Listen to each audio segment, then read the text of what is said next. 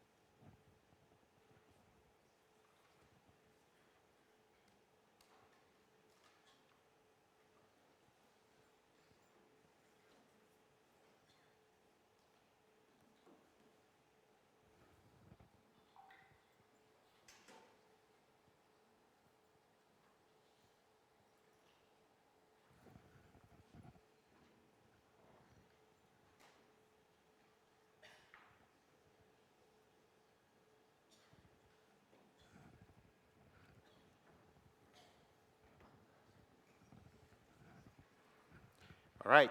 So as you can see from the responses, AI, the response says a lot of you are using AI. 48% of people say they are using AI. They engage that in their everyday life. I would tell you that that's true even for patients. Nowadays, you talk to patients, you see that patients are being empowered by how they use AI for their healthcare decisions.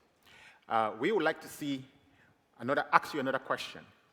Does the advantages of AI outweigh the disadvantages?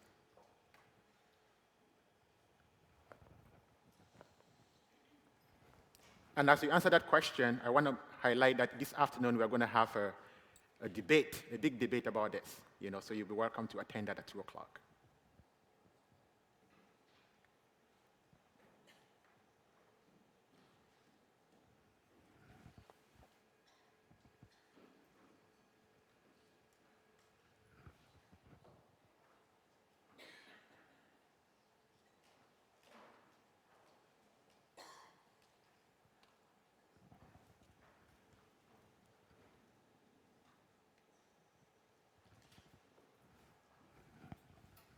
All right.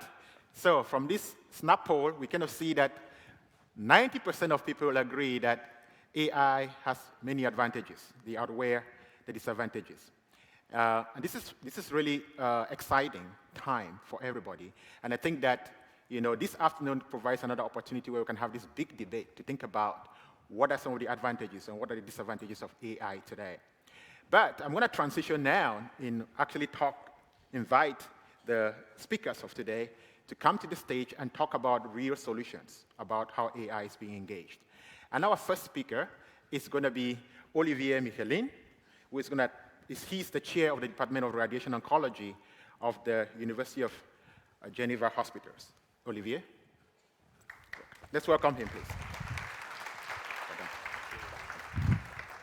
Thank you, Will. It's really a pleasure to be discussing the importance of AI in oncology and in precision oncology more particularly. We all know how transformative AI has been for our lives, and it's pretty clear that we see the same transition in precision oncology. So before giving you two very specific examples on how AI is changing the way we move, I'd like to introduce what is precision oncology in general. The idea of precision oncology is to move away from a situation like you see on the left, where you have an unselected patient population, where you have a treatment that delivers some benefit, but only to a small fraction of patients. That's the gray curve that you see on the bottom. Can we actually have a magic pencil that will color those patients into various color blue, orange, gray, and so on and so forth, and to stratify the patient? And we believe the pencil is actually AI. At least AI is one of these pencils. Once you're able to do this stratification, you can probably regroup the patient in various boxes, and the orange patient could be selected for having a very high benefit on treatment E. The blue patient would have a very high benefit on treatment B, and by definition, not on treatment A. And finally, group C, the green patient will have great benefit on treatment C. So you see this as a new way to stratify patients into subgroups that have all very high benefit. And you have perhaps a group that remains without a clear assignment, but nevertheless, overall in survival, you will win a lot by this strategy. So we strongly believe that AI is the engine, or at least one of the engines, that will allow us to drive this transformation. So now, can we actually... So I think it's not the right presentation here. So no problem, I'll skip this one here. To just go here to the data types that we want to integrate in precision oncology. So we need first clinical data, we need patient-reported outcomes from the patient themselves, molecular data, and also imaging data, and I would like to show you example on how imaging data is being used. We need to integrate all these different streams of information to, at the end of the day, bring this as a decision support for clinicians in a molecular tumor board. And very importantly, we need this data to go back to the initial data set so that we can learn from this new patient that we treated to move on and improve our technologies for the next patients. That's an example on how we have used AI to first extract information from the electronic patient record, and then I'll show you an example on how we use it to really guide decisions with treatment for the patients. So here's an example where we have used a neural network and a small AI engine to read the text of the radiologist coming from our daily clinic. And it's interesting because although we would love to have structured information that says the patient is progressing or responding to a treatment, we usually don't have this information encoded that way into the system. Rather, what we have is a narrative that you see here. That's the conclusion from the radiologist. Now with AI, we are able to interpret this text to be able to encode the patient between responder or not responder. And of course, this is extremely useful for our programs. Here we have trained an AI system with about 3,000 CT scan that we manually annotated, that's the blue box, and we validated on 760 other reports. And you can see that we got to 90% accuracy. So with 90% accuracy, an AI system is capable of understanding the conclusion of a report from a CT scan or a PET-CT scan to the extent of how the patient is doing on a treatment. So this is, of course, extraordinarily useful because now we can use this to go back to huge databases that we have inside our hospitals, and which allow us to call, for example, the progression-free survival or the overall survival for the patient. And as you can see, between what we have in clinical trials on the left side or what we have through this AI system on the right side, the agreement is extremely good. So now we have engines that allow us to extract information from the electronic data from the hospitals to actually reproduce clinical trials. So this is, of course, very useful, but our grand goal is, of course, to ask questions to this data set that haven't been answered in clinical trials. And of course, the sky the limit. We can invent clinical trials that will be useful for a given situation, for a given patient. So now, I'd like to show you a example on how we really guide therapy, and the idea here is to really take advantage of images. As you know, one of the most common source of images that we have is slides taken from pathology to actually guide the diagnostic. Usually they are colored with H&E, and we have now ways to analyze these H&E slides by computer vision, by AI. So you see here this panel on the right where we can detect where is the tumor. That's the second slide, second box. We can segment the nuclei. We can classify the cells. We can say this is a lymphocyte, this is a dendritic cells, this is a macrophage, and then we can start building a predictor of response based on this information. And we can also try to go directly from the slide to a model. However, that would be more sensitive to different stainings that are happening in different hospitals, a lot of variability, and of course, we would like to avoid the AI black box effect. We want to have intermediates that allow us to understand why we're making this assignment that the patient is likely to respond to a treatment, yes or no. What you see here is an example of the AI algorithm working. You see in yellow detections of cells that are being read by the AI algorithm, and that then will enter this predictor of benefit, yes or no, for the patient. And now we can just show you here on the right what we are trying to do. So the left panel on the right is the global survival, and now we want to split this into two populations, a population of blue and a population of orange patients, some having high benefit to this therapy, some having very poor benefit. And so with this, I think we can really guide our therapy in an unprecedented way. And an example of such predictors is shown here. What we have found to be really predictive of benefit is the fact that a lymphocyte, that's a white blood cell that will attack the tumor from the immune system, if this lymphocyte is alone and embedded in the tissue, that means that there are a lot of non-lymphocytes around itself, then that's a sign that this patient is likely to respond to immunotherapy. If this lymphocyte is grouped with others, that might not be the case. So this descriptor is actually taking this information and then associating it to survival for the patient. And the real curve, which is the mimic of the theoretical curve that you see on the upper part on the right, is actually looking quite good because you have a population of patients, the blue patients, that will do very well on this treatment, and a population of patients that unfortunately will not do well, that's the orange curve, but you can propose alternative treatment to these patients. So you see now how AI is helping guide the decision for immuno-oncology for this specific patient population. So with this, I would like to really come up to the conclusion and say that I think in oncology, we are able to really get some long-term benefit. We have treatments that have changed a lot our opportunities, and now we were able to move to personalized therapies. And I think this transition now really requires AI and data science to really push to the next level. And in the presentation, I had actually a very nice picture of a memorandum of understanding that we signed last night with the Mongolian Cancer Center, where we will embark into a joint effort between HUG, the surgery department and the oncology department to bring forces together in the fight against cancer.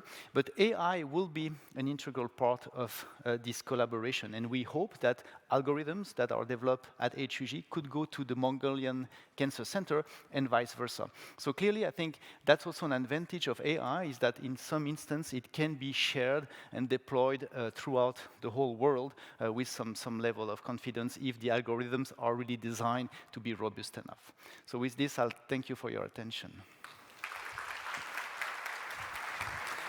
And now it's my pleasure to introduce Raj, who will talk about AI for radiotherapy. Thanks very much, Olivier. Morning, everyone. It's a real pleasure to be here, and I thank the organizers for the opportunity to drill down on precision radiation therapy within what Olivier said as the context for precision oncology, and to look at some stories about how AI is already improving radiotherapy outcomes. So just to remind you all of the importance of radiotherapy as an anti-cancer tool, remember the 3 C's. So radiotherapy is curative. It is used in 50% of the patients cured of cancer globally. Second C, radiotherapy is cost-effective. We can deliver treatment for under $2,000 for a curative treatment, all up cost. And then finally, the final C, which I'm really interested in, radiotherapy is cutting edge. We have a long history of early adoption of particularly sort of physics and engineering technologies, such that we go from concept to clinic in 6 years in radiation therapy, where it may be 10 to 12 years for a drug. We're also very familiar with the concept of a digital twin, something Olivier was alluding to, the idea that we work on a virtual representation of the patient in a computer to plan treatment and to understand what we might expect of the treatment and tailor it accordingly.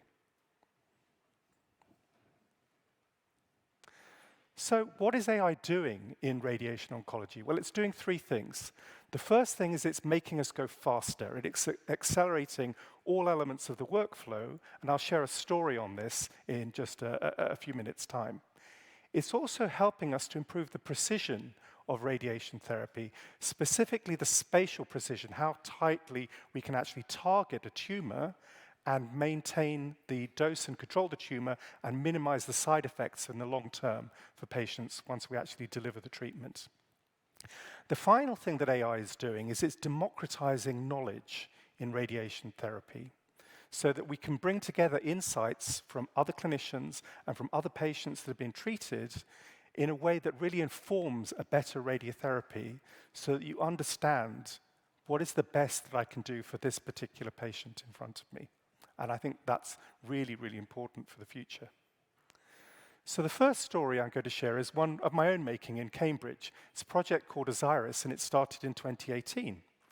What I did was basically to take a very simple deep learning model and program it to be able to analyze the scans that we use for planning radiation therapy treatment so that it could mark out the healthy structures automatically, allowing the oncologist to focus on the key task of targeting the tumor as accurately as possible. We introduced it into our clinic in 2018, 2019, and each month it helps about 120 patients get onto treatment more quickly. Now, as a result of Osiris, our national target in the UK for radiation therapy is to start curative radiation therapy within 31 days of pressing the go button with your patients. But with this technology and other investments in robotics and computer vision, we can achieve the same thing in 15 days for those patients with the fastest growing tumors. And I love the picture of the patient on the right. He was diagnosed in the first wave of COVID with prostate cancer. He was put on hormone treatment to hold his tumor, but he was convinced that his definitive treatment, radiation therapy, was going to be delayed because of all the problems we had with dealing with COVID. But because of the AI and the automation, he was actually able to start his treatment on time. And that's why under the mask, there's a smile on his face, and there's a smile on the face of the radiographers too. This is about what AI can do to enable our workflow acceleration. The second thing I mentioned, that we use digital twins of patients. We use images of patients to plan radiation therapy very carefully. And the image that you see on the left is the kind of coarse, grainy image used by the radiotherapy machine to make sure that it's delivering treatment to the right place. But of course, that data can be represented in a different way to an AI algorithm. It can understand the raw data that's coming into that image, and it can actually enhance the image to the point where if you look at the two images on the right, the top one is an image from a radiotherapy machine that's been transformed by AI, and the bottom one is the image from the patient's original digital twin. Why is this important? Well, it's important because it means we can then adapt treatment each day during a course of radiation therapy to respond to changes in the tumor anatomy. And a French consortium applying this to lung cancer demonstrated that control rates in stage 3 lung cancer go from 43% to 56% just with the use of ART, adaptive radiotherapy. Now, for context, giving the patient 3 months of cisplatin chemotherapy increases the cure rate by just 7%. So this is AI producing an increased cure rate on existing technology that exceeds the effect of 3 months of chemotherapy. One of the things I'm really passionate about is understanding all of the knowledge that we have locked up about the way that we deliver radiation therapy. And the key thing is we are trying to target the tumor with as much dose as we can and keep the dose to healthy structures as low as possible. And that requires experience and skill in a multi-professional team. And what we know, there's data from the National Comprehensive Cancer Network in the US that shows that centers that do a heavy volume of a particular type of radiation therapy, let's say lung cancer or head and neck cancer, those patients will actually have a 20% lower mortality than patients getting the same treatment to the same protocol in a center that just doesn't see that much work. So the key thing here is there are knowledge and insights here to be democratized. I'm really interested in the use of generative AI, not to develop deepfakes of the president of the US, but to do something much more interesting, which is to take data from patients who've been treated to the best of the ability in the best radiation oncology centers in the world, and then use the insights from those patients to then look at the patient you have in front of you and basically build a prediction of what it thinks the ideal radiation therapy treatment is going to look like. And that sets the target, so that AI sets the bar and says, this is what I think you can achieve in a treatment plan. Now, when we do this, colleagues in Princess Margaret in Toronto trying to treat esophageal cancer, not an easy thing in terms of balancing treatment, cure, and toxicity with radiation therapy. What they find is that instead of 2/3 of plans generated by a human being acceptable, all of a sudden 84% of plans become acceptable. And even if you work in one of the best centers in the world, there's interesting data from prostate cancer consortia that shows that when this technology is applied retrospectively, the system can reduce the risk of toxicity from prostate cancer radiotherapy by 15% by introducing the AI into the room. So my vision really for Radiotherapy 2.0 is a radiotherapy machine that puts all of this AI at the heart of the workflow. And what we've been working with in colleagues in the International Cancer Expert Corps is a design for a machine that works like this called Stellar. And the principle of Stellar is that we include all of the smarts for workflow acceleration. We include the precision elements so that we can target radiation therapy more carefully. We include the knowledge management from all around the world. So patients who are in Ghana can benefit from patients who've been treated by the experts in Georgetown. And we also make the machine really, really robust so that we design it and the hardware and the engineering is built so this machine will last and operate in environments that are harsh to radiation therapy machines because, let's face it, getting parts and expertise to fix these machines in more remote parts of the world is difficult. So our hope, basically, for Stellar and the top icon is that this will democratize radiation therapy. It will mean that the latest smarts and the latest technology becomes available to a much larger group of people. And we're particularly interested in the low and middle income countries and in the rural areas of high-income countries where basically there are challenges in terms of accessing this type of precision radiation therapy treatment or accessing radiation therapy treatment at all. So I'd really like to thank you for the opportunity of presenting and me sharing this story about radiation therapy I'm passionate about. But actually, I'd like to thank two people in particular, the late Norman Coleman, who came up with the concept of Stellar in this very building several years ago and raised it as a challenge to the Physics for Health community, and also to my colleague Manjit Dosanjh, who's sitting in the middle of the audience, who's done so much to network people and actually takes Norman's vision forwards and see if we can actually build a machine like Stellar. I'm going to finish here and hand over to Kingsley, who's going to tell you a bit more about AI in the treatment continuum. But thank you for listening.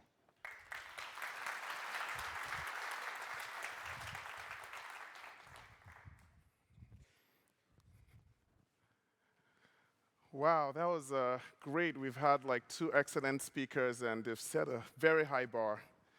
But I'm really excited to take it to the next step to tell you more about how we can use AI to bridge the global oncologist to workforce shortage. And it's a really good closing that Raj had on bringing these technologies to LMICs and rural parts of high-income countries. There is a global oncologist workforce shortage, and it's not immune to just LMICs. A lot of you in your countries do have this in varying degrees, some to a large extent and some to a minimal extent. And if you look at the numbers, in the United States, we have 1 oncologist to 300 cancer patients.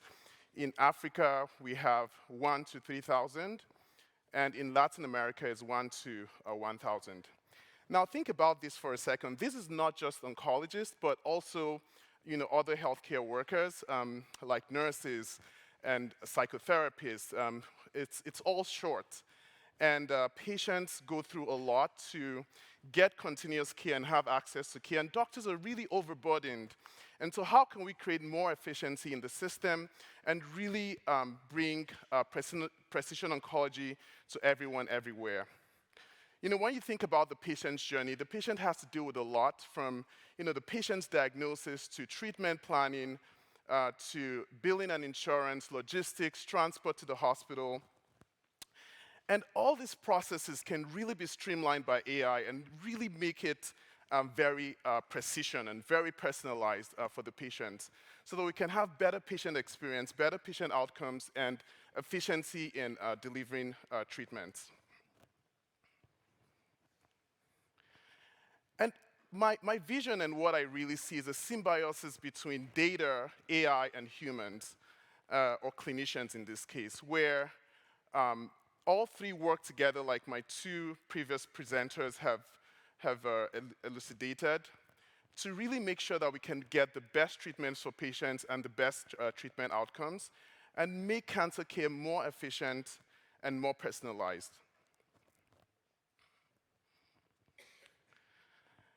And during a patient's treatment journey, there's a lot of data that is being produced. We have social determinants of health data. This is where the patient lives, whether they have access to internet, their socioeconomic status, genomic data, pathology, imaging, patient-reported outcomes, adverse events, tumor markers, lab results.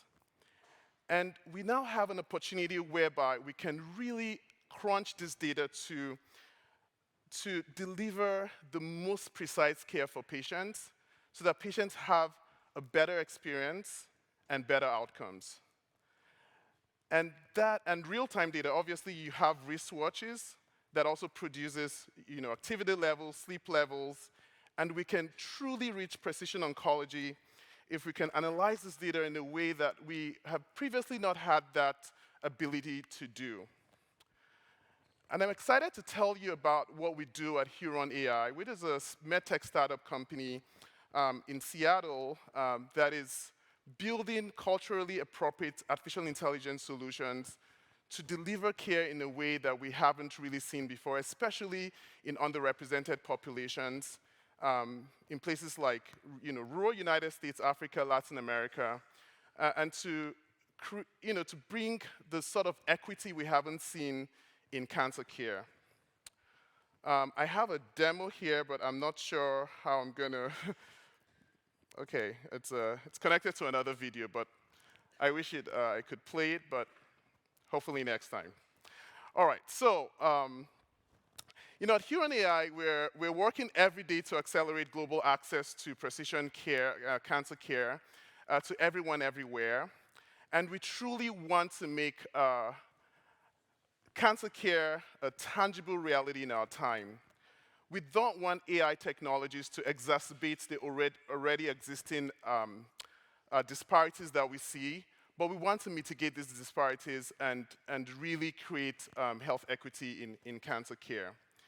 The demo I wanted to show you pretty much shows a lot of the things our system can do, things like summarizing the patient, getting treatment recommendations. We've trained our models through the NCCN guidelines that are region-specific.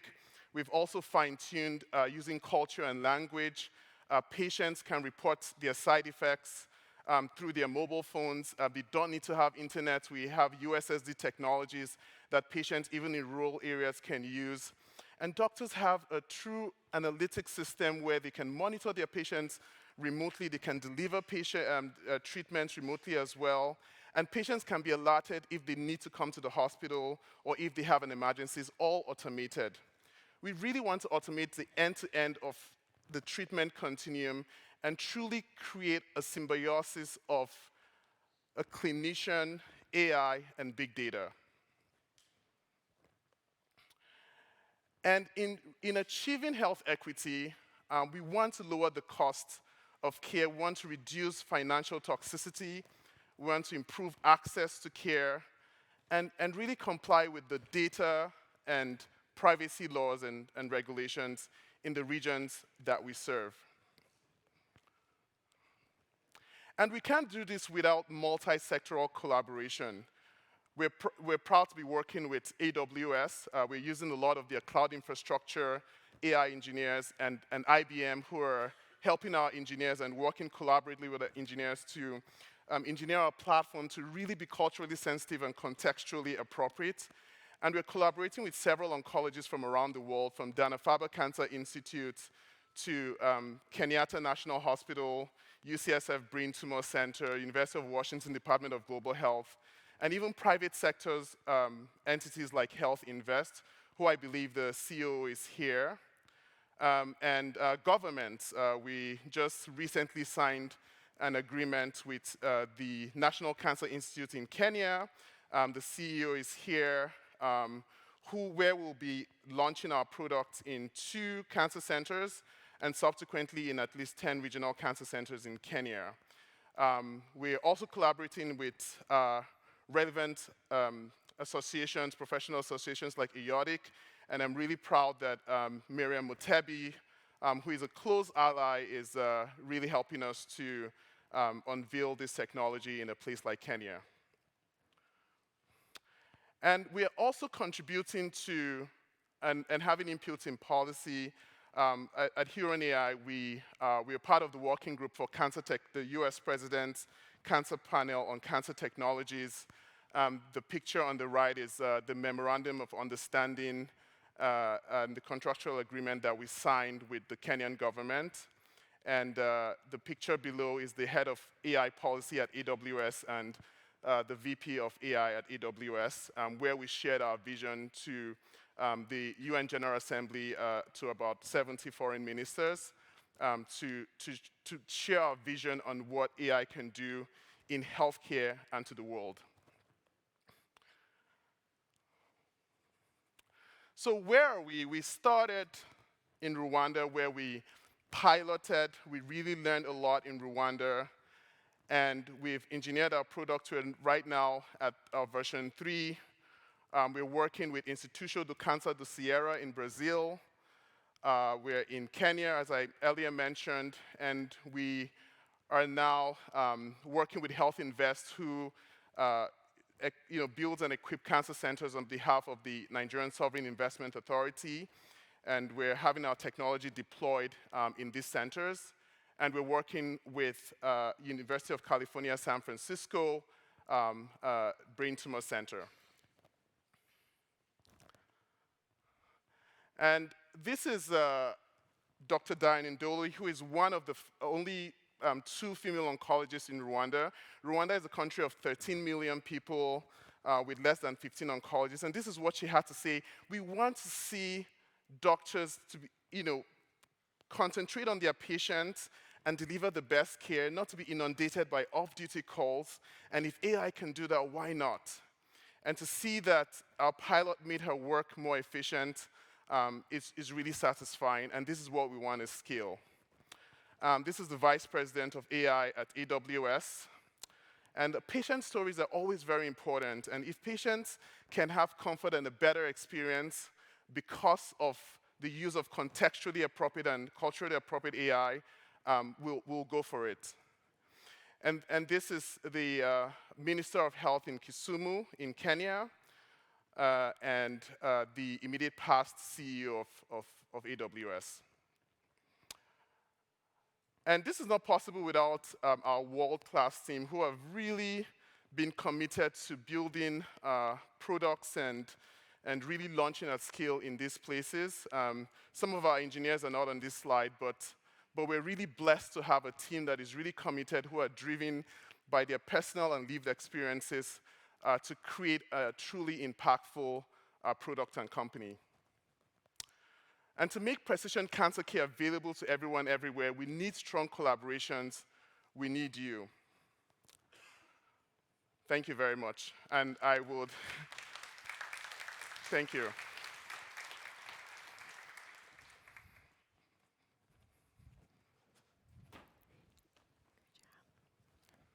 Good morning. It's such a privilege to be here today and share the stage with all of these wonderful speakers. I'm hearing about all the excellent work that you're doing. It's just really inspiring. And I'm sure all of you are thinking, what could a lifelong pediatric oncology nurse turned researcher possibly know about AI? And when I was asked to speak about this, I kind of felt like my patient, Sweet Eden here. Like, I'm not sure that I am made for this. Especially after I saw the size of this room yesterday. But what I did think about last night was I know a lot about the psychosocial needs of our patients. 2 decades of caring for them, I understand their journey. I also understand that we need to meet them where they are. They're all on their cell phones these days, which is why my lab is dedicated to creating digital interventions to improve psychosocial support, and a lot of that is surrounded by AI. And as a side, this picture is a good example that AI is not always precise. So I asked it to create me a picture of an adolescent oncology patient with a cell phone. And they put it to the ear, and we all know that they're here texting. They're not talking on their phones. So it's a side. But the impact of AI in treatment, we've heard about it. From precision to diagnosis to radiology to treatment. It affects all of pediatric cancer as well as adult cancer. It makes a huge difference.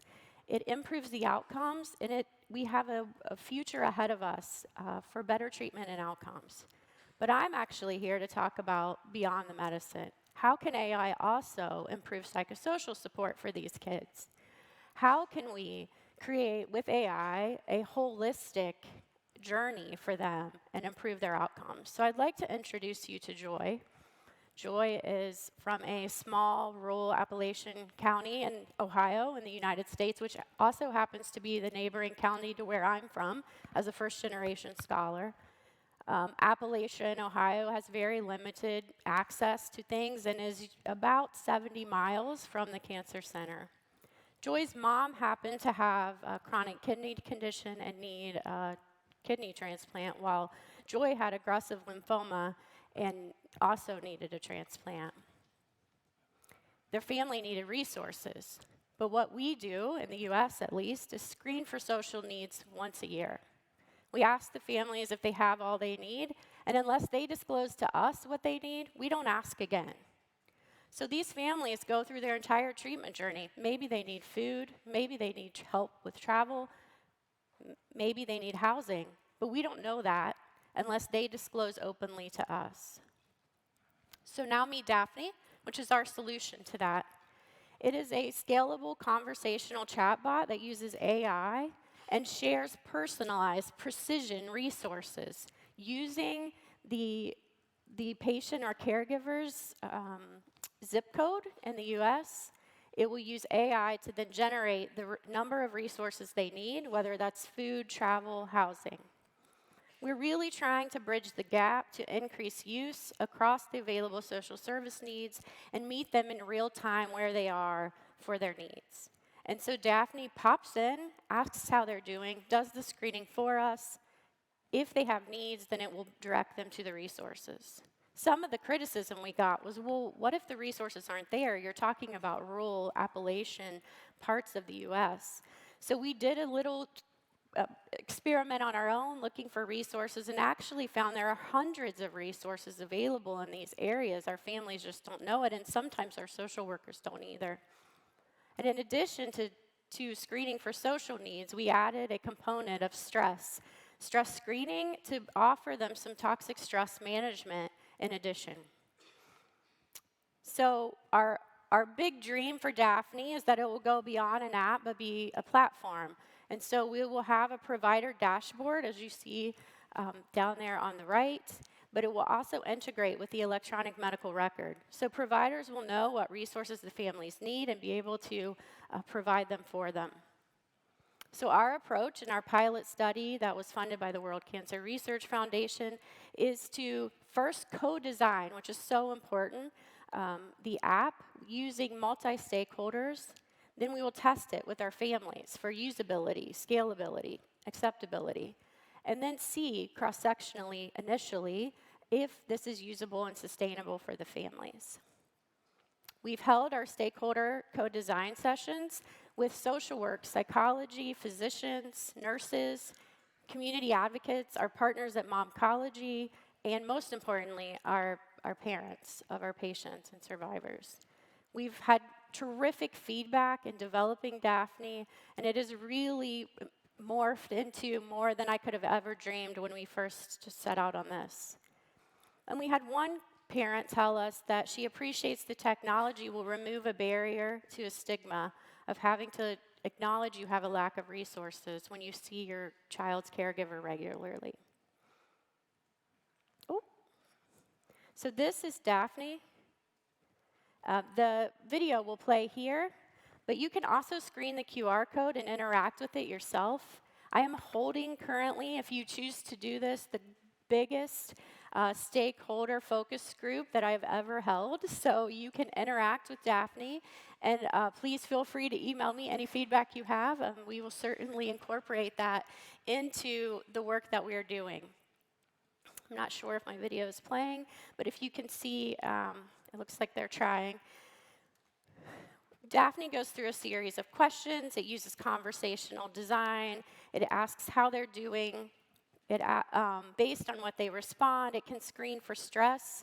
Currently, as it's designed, it sets up into low, moderate, and high, and then provides exercises or referral based on where they fall in the stress.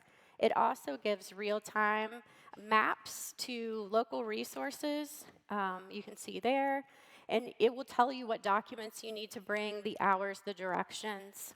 Daphne allows them to favorite certain resources, so if they need to go back to that resource, they will be able to do that. It has a personalization page. We've really heard what our stakeholders have said and tried to incorporate all of that into the work that we're doing. You can see there some belly breathing exercises that it gives our families and caregivers in the stress module. So we believe that the success of Daphne is really going to improve the psychosocial outcomes for our families. We're going to be able to address more social needs, which significantly play into the outcomes of pediatric cancer. We want to help families like Joy and many others really improve their journey along the way. I think the future of AI is limitless. I think it's not just a tool, but will become a partner for all of us, regardless of how we're caring for patients, but where we're caring for them. And that really AI will come alongside us to improve treatment outcomes. And I think that's a fight worth fighting. So just quickly, I want to give thanks to the World Cancer Research Foundation for their funding of this project, Memotex, which is a Canadian company that is helping us build Daphne, my colleague, Dr. Sezgin, who is really the AI guy of this group, and my lab, Oncology, who have been great community advocate partners and connecting us to caregivers kind of across the U.S., and all the patients at the Nationwide Children's in Columbus, Ohio. So thank you. Thank you for this opportunity.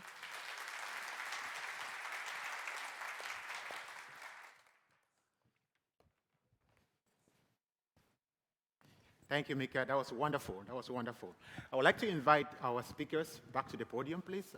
Kingsley, Olivier, Raj. We'll have a time of, we'll give you the opportunity now to ask some questions to follow up those fantastic talks that we've had so far. I mean, for me, I'm really amazed just thinking about the impact that AI is already having. You know, from Olivier's talking about precision oncology. By the way, congratulations for the Mongolia collaboration. I think that's really wonderful because, you know, you want that collaboration where you are involving both low and middle income countries and high income countries. And one thing that you said that was really important was the idea that it's a win-win. It's bi-directional. You know, it's not just one country benefiting. You know, you also have Switzerland should be benefiting from that. And then hearing from, you know, Raj talking about Stellar. I'm very excited about that because I'm actually working in the field of radiation oncology. So thinking about how you can engage treatment planning, save time for doctors, make them focus on the patients. I think that's really wonderful that we are really looking forward to seeing how you deploy that. And then to Kingsley, talking about, you know, the workforce. We know what the burden is for low and middle income countries where the doctors don't have time, they are overburdened. So many patients with one doctor.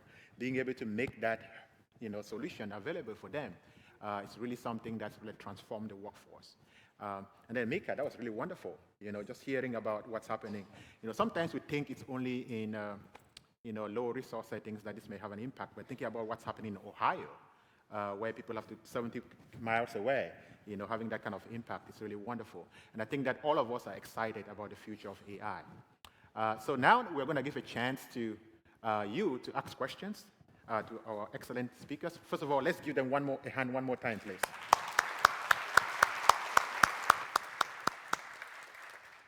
All right, if you have a question, please go ahead and ask a question. You can raise your hand. From the back, yes, please go ahead. Yes, thank you. My name is Paul Adepoju, a science journalist with The Lancet. Really great innovations that you shared. My major question is, what is the potential for these different technologies to work together? I think somebody mentioned the AI black hole effect, but being able to collaborate and these technologies being able to work seamlessly together. So what is being done in this regard? Thank you very much. Fantastic. I'll let Olivier talk about that. I didn't hear very well. So the question is, you know, all these AI presentations you've made, the technologies come from different areas, maybe from precision oncology, radiation oncology, workforce, you know, looking at psycho-oncology. Is there a platform where you can see all of those coming together? Is that the question? I understand the question, right? Yes. Excellent. Please go ahead. It's a very good point, and I think, you know, it brings an additional issue of, you know, transferability and robustness of all these algorithms. Before even putting them together, we should really make sure that they function the way they are intended to function everywhere, and that's already a huge challenge. And absolutely, the next step will be to bring them together into something more coherent.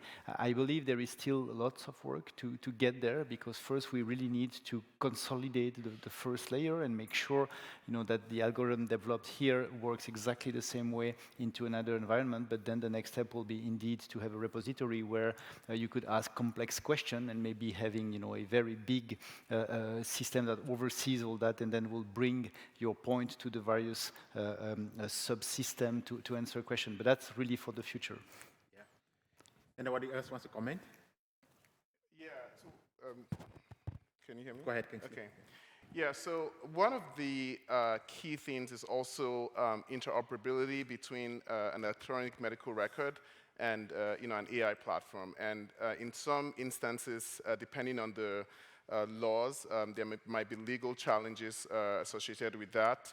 But in other environments, we can have an API that integrates with an EMR because AI is fueled by data, and data from the EMR is needed to inform this decision. So we want to create a world where we don't have over-technology, and doctors are moving from, or clinicians in general are moving from different systems, but one integrated system where they can manage their whole care and clinical workflows.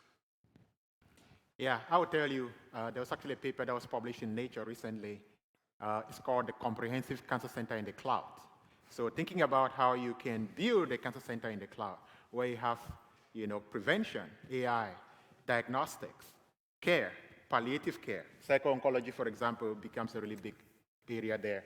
I can see Raj, with treatment, and precision with Olivier. I can see the education aspect of that with Kingsley. So there is a future for this, to answer that question.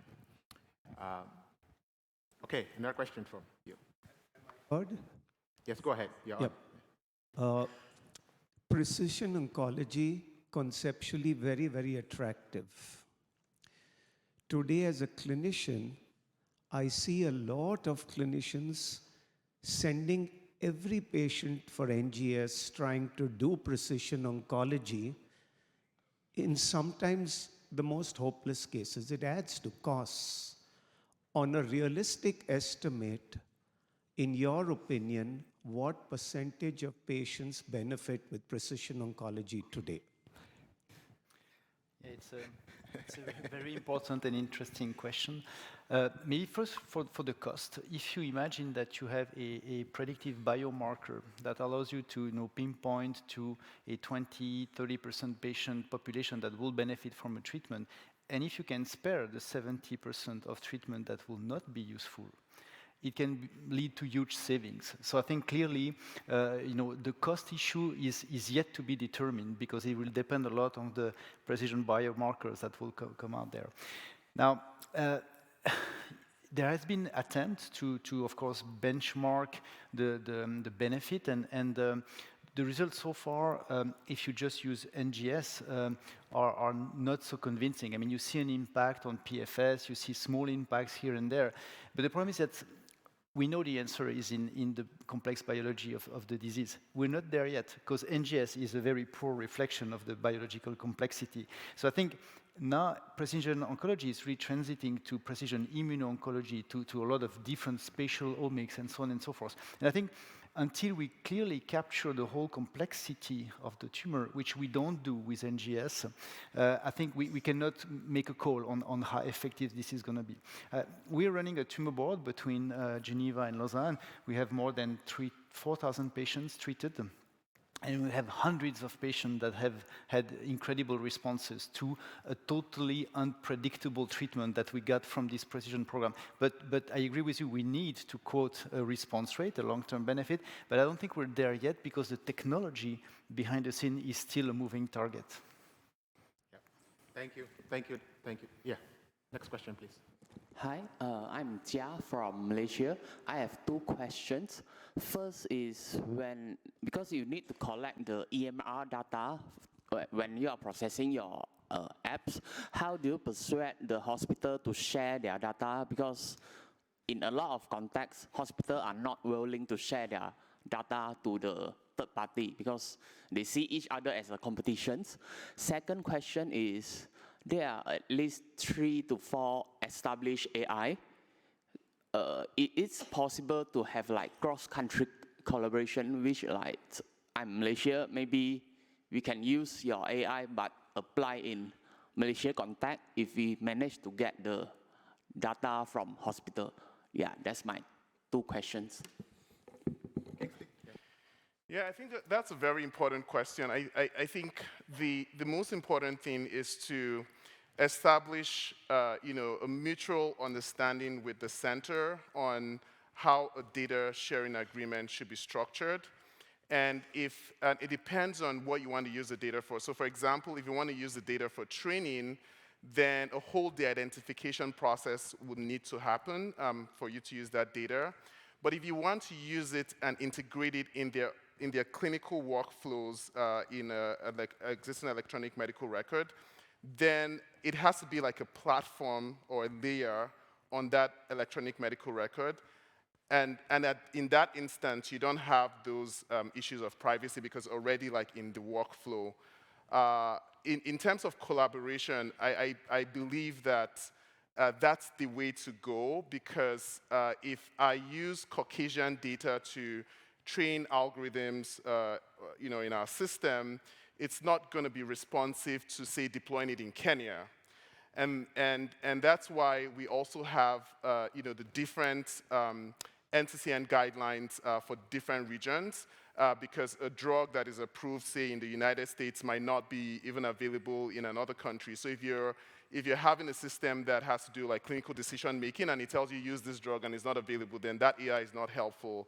And so, and that's why for us we emphasize contextually appropriate and culturally appropriate, artificial intelligence that is trained with data in that region, or at least even if you can't get the data, we can use what we call synthetic data, where we simulate what the data would look like based on historic data, to at least have something to start with.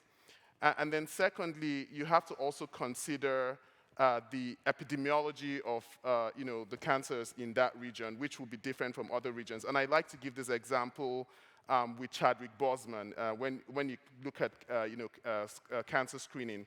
So Chadwick Boseman, is the Wakanda movie hero that was unfortunately diagnosed of colorectal cancer with colorectal cancer at age 39.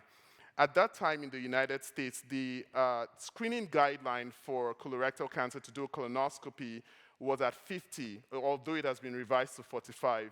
So if you think about it, Chadwick was not even alive, or he didn't have the time, he didn't reach the age for screening, and unfortunately he passed on at 44. And there was a study that was done by Memorial Sloan Kettering Cancer Center and a center in Nigeria that showed that the median age for diagnosis for colorectal cancer in Nigeria was 50 years compared to the United States, which is 68. So it makes sense in the United States to kind of screen, when you look at cost effectiveness and the epidemiology, it makes sense to screen at 50 or now revised to 45. But the future of AI is really taking into cognizance social determinants of health data, genomics data, past family history, and really looking at an individual and saying that, this is the best time for you to screen that, we would have, that will be optimal for you, rather than the population Bell's curve that we have today. And that's where we want to see the technology moving. May I just respond also? Just briefly. So for our app specifically, we've used external companies in order to build the API. And our hope is we're currently looking at translating it to non-English, but we would really like to be able to take the AI algorithm and put it in another state, country, that has a similar organization as findhelp.org and use that API to see if we can simulate the same so that we can provide resources in Malaysia for families that may need it. Yeah, we're going to continue the conversation, but let me just give you 10 seconds. Just very, very briefly, such tooling exists for imaging AI. Have a look at carpal.ai. It's a safe space. You can upload data set from your own institution, and it will allow you to benchmark multiple commercial and research algorithms with the same tooling and the same interface. And that way, I think, is a very good way of actually building on the understanding in a safe way, how useful is this going to be in your population? And hopefully, you would allow them to retain the data so that other people compare against your baselines too. Yeah, thank you so much. Our time is up, but please, we are all encouraged to continue the conversation in the global village, with these excellent speakers. And I would like to welcome you also for the big debate this afternoon. That's where the conversation is going to continue as well on the pros and cons of AI. Let's thank our speakers once more. Thanks so much. And with that, we'll end this session today. Thank you.